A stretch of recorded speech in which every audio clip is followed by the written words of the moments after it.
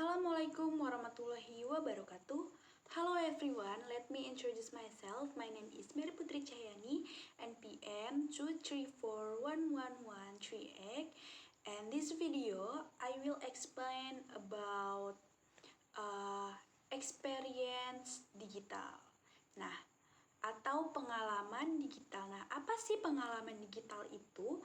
Nah, pengalaman digital adalah persepsi yang dibangun oleh pelanggan berdasarkan interaksi mereka dengan perusahaan melalui platform digital.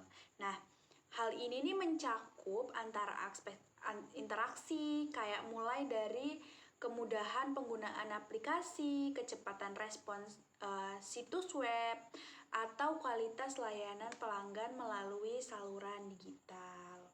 Selanjutnya, adapun komponen utama pengalaman digital. Nah, beberapa elemen ini yang membentuk pengalaman digital yang lebih baik lagi gitu. Yang pertama itu ada desain dan antarmuka pengguna atau user interface.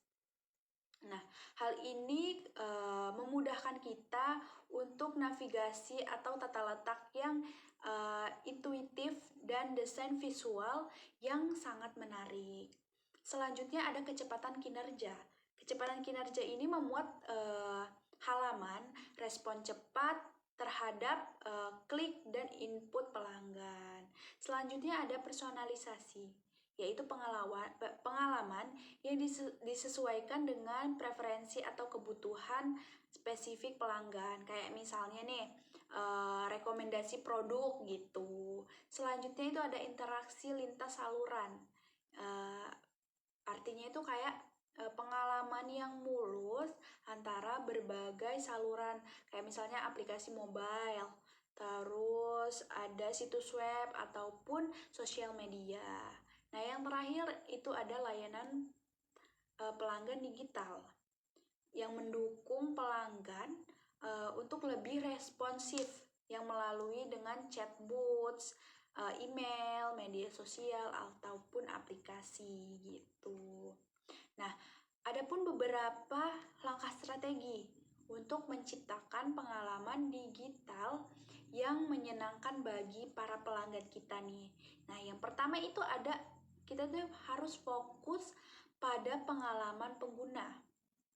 Nah, kita ini bisa menggunakan antar muka gitu, yang ramah bagi pengguna dan mudah dipahami gitu sama penggunanya gitu. Terus juga kayak cepat gitu, cepat diakses, bisa diakses tanpa lemot-lemot gitu di beberapa perangkat ya, Android maupun iOS. Nah, selanjutnya itu ada mengoptimalkan penggunaan data atau analitik.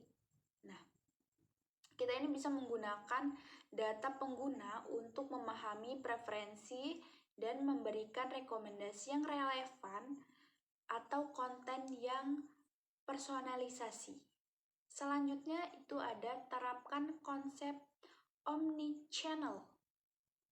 Nah, maksudnya itu kayak kita itu memastikan nih pelanggan kita ini bisa berinteraksi dengan merek kita melalui berbagai saluran dengan pengalaman yang konsisten dan mulus.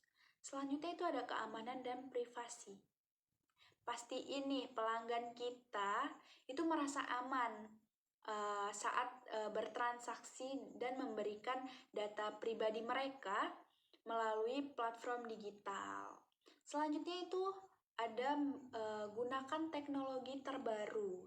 Nanti kita tidak asing lagi ya sama teknologi yang makin lambat tahun itu semakin pintar gitu. Nah, kita ini bisa menggunakan teknologi baru tersebut seperti contohnya itu ada AI,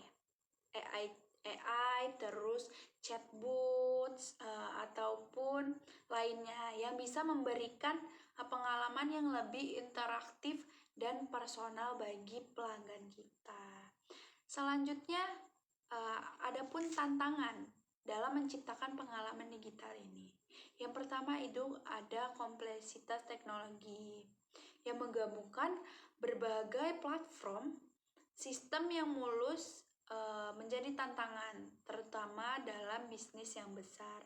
Selanjutnya ada kebutuhan personalisasi yang mendalam.